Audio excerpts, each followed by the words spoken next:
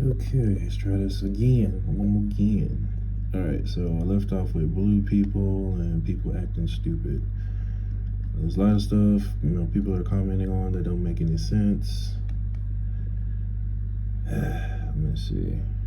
Yeah, so I liked the Kodokan. I liked, just I understood the conflict that Shuri had, and well, actually, I don't understand the conflict that Shuri had. The conflict should have been she's wanting to mourn her brother. If she doesn't want to mourn her brother, she feel like she failed him. Okay, and then her response is, "I want to burn the world." So, in other words, there's something that should have been addressed in the film. Maybe the illness that T'Challa got was not what do you call it? It wasn't natural. It was something that was done to him, like he was murdered. That's why she wants to, burn the world. She wants revenge for her brother. He was murdered. He wasn't.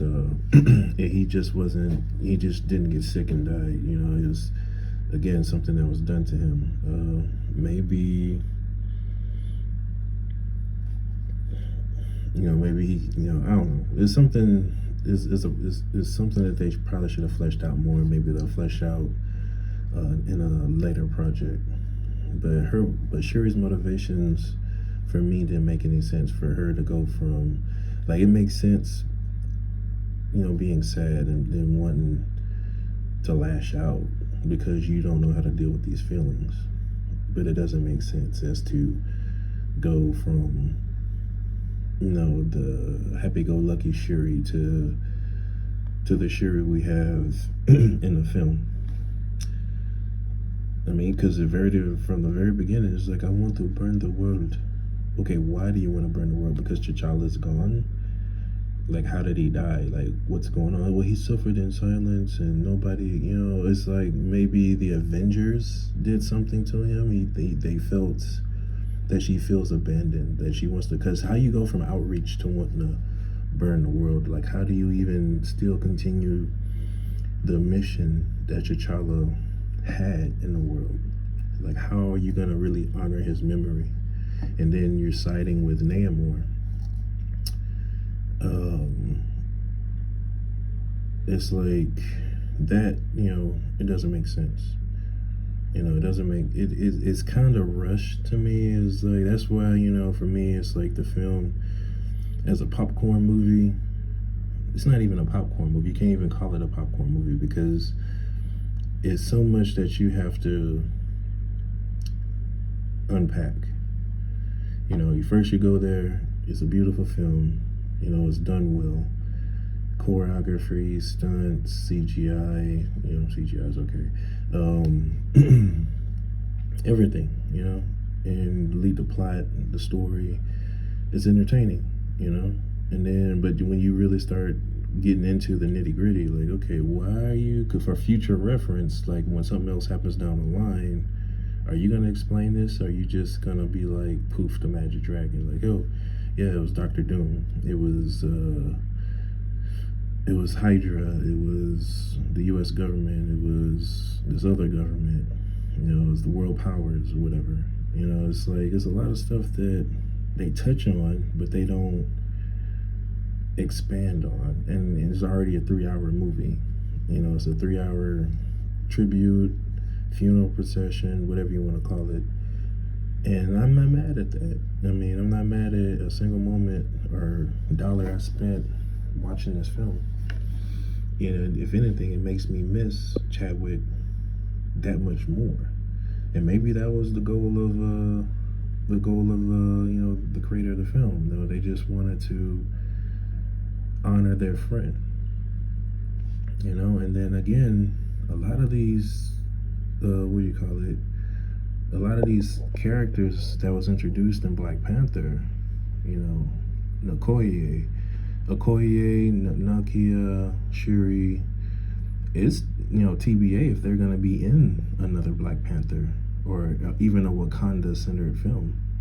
because the way it kind of leads off is like they all, going to their respective corners of the world, you know? So it's not even going to be the same. I don't know, maybe again, they just, I don't know, maybe they did it on purpose. Like, hey, we're going to go away, and then when we come back, it's going to be that much better. So I guess we shouldn't expect another Black Panther film for a while. Which again, in itself is sad, because again, it's like, it's not only we saying goodbye to Chadwick Boseman, our friend.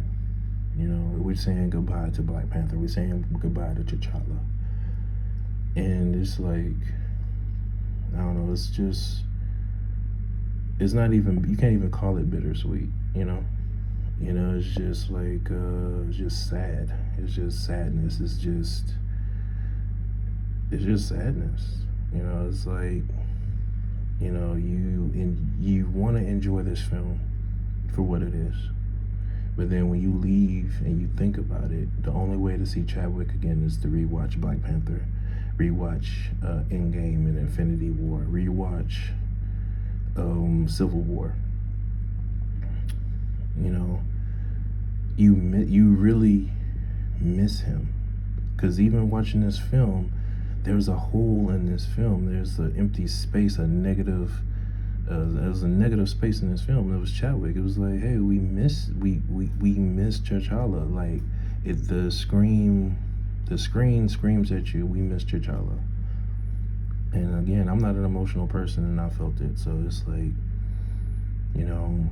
they do their best to, get the job done as far as pushing the narrative forward, introducing the new T'Challa Jr., introducing the new Dora Milaje, the new Okoye. They do what they have to. They get it. As Killmonger said, you're gonna get business. Get this work done. Get it done. And then so you can mourn. And I don't know how long it's gonna take them to even put pen to paper to even make another Black Panther film. And again, I don't know if they're gonna recast. It doesn't seem like they're gonna recast. I think they said for the time being, we're not gonna recast. And even when they do recast, how do you recast? Because if you recast and it's, sloppy, I mean, people are not gonna want to watch your film. I mean, they're already dogging you. They're gonna be like dogging you that much worse. The only loophole is the multiverse. Kang can, use time as a weapon, essentially. So quantum realm, I mean, it's comic books, they can do pretty much anything. And Feige's pretty good on narratives, and he's pretty good on plot points. But again, it's like, I guess that the takeaway is, it's a good movie.